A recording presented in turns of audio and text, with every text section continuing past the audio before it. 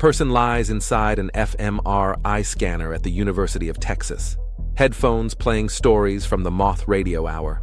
16 hours spent perfectly still, as machines measure blood flowing through their brain. Weeks later, researchers play a new story, one the person has never heard. And an artificial intelligence system reconstructs what they're listening to. Not word for word, but close enough. The subject hears, "I didn't even have my driver's license yet." The AI outputs, "She hadn't even learned to drive yet."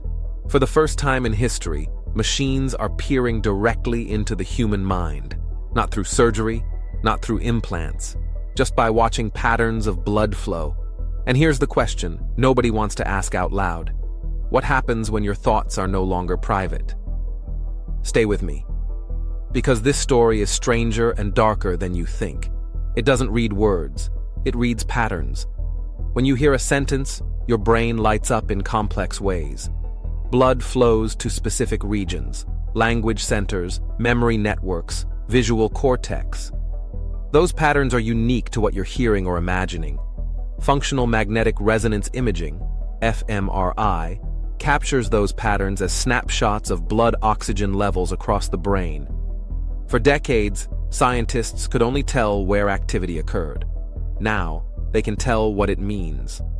At the University of Texas, neuroscientists Alexander Huth and Jerry Tang trained an artificial intelligence model similar to ChatGPT on hours of brain activity data. Each volunteer spent up to 16 hours in an MRI scanner, listening to podcasts, while the AI learned how their brain responded to every word, tone, and pause. Eventually, the system could predict entire sentences from news stories, purely by analyzing those neural patterns. It didn't transcribe thoughts word for word.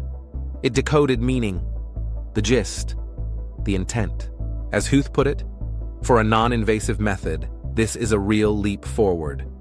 We're decoding continuous language, not isolated words, over extended periods of time. But the team didn't stop there. They tested whether the decoder could read imagined speech, thoughts never spoken aloud. One participant silently thought, "I went on a dirt road through a field of wheat and over a stream." The AI output. He had to walk across a bridge to the other side and a large building in the distance. Not perfect, but eerily close. Close enough that the line between imagination and language suddenly feels thinner than ever.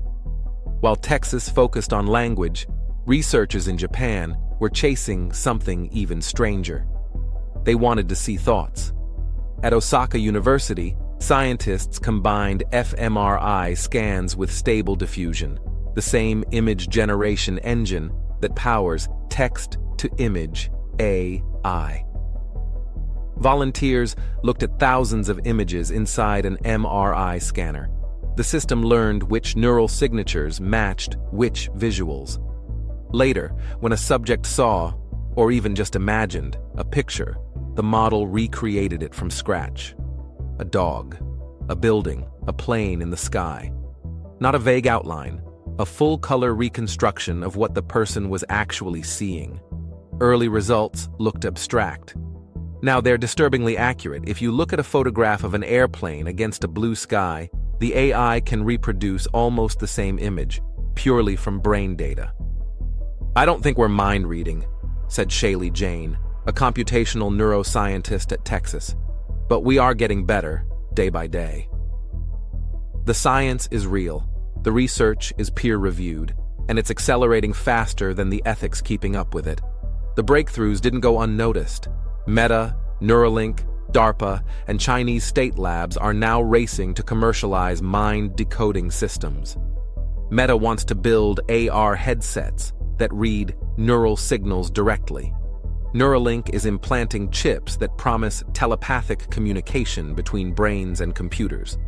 DARPA, the US military's research arm, funds projects that let soldiers communicate silently with thoughts alone. Each produces one thing: neuro-data digital fingerprints of the human mind. And here's the danger. There are no laws governing how that data is stored, shared, or sold.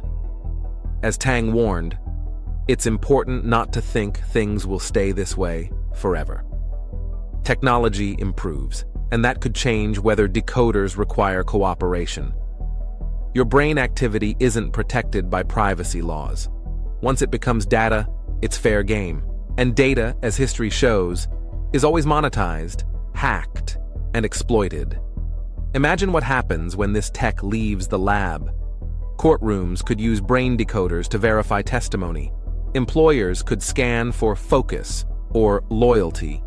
Authoritarian governments might detect dissent before it's spoken. It sounds dystopian, but it's already beginning. In China, emotion recognition AI tracks facial expressions and voice tones in factories. It's not reading minds yet, but it's close. When portable brain sensors replace MRI machines, when decoding models run on wearable headsets or AR glasses, privacy collapses. The wall between thought and technology disappears. Your password can be changed. Your fingerprint can be faked. But once your thoughts are digitized, they're permanent. If someone hacks that data, they don't just know what you said. They know what you planned, what you imagined, what you never dared to speak. That isn't identity theft. That's something far worse. Every surveillance technology starts as something benign. Facial recognition was for finding missing children. Location tracking was for emergency services. Social media analytics were for better ads.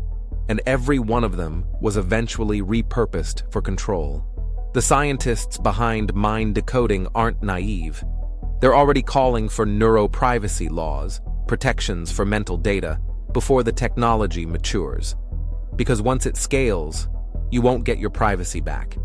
Artificial intelligence can heal paralysis, restore speech, even decode dreams. But it can also expose the last private space we have, the one behind our eyes. The question isn't if AI will read our thoughts. It's who gets to listen.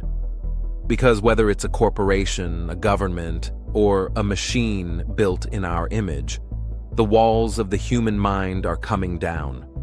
So the next time you think a thought only you can hear, remember, somewhere out there, an algorithm is learning how to listen. If this made you think differently about privacy, artificial intelligence, and what it means to keep your thoughts your own, hit the like button. It helps more people see what's coming before it's too late. Subscribe to AI Unlocked for weekly deep dives into breakthroughs that are reshaping what it means to be human. And if someone you know still thinks their thoughts are private, share this episode with them. Because the future isn't coming. It's already here.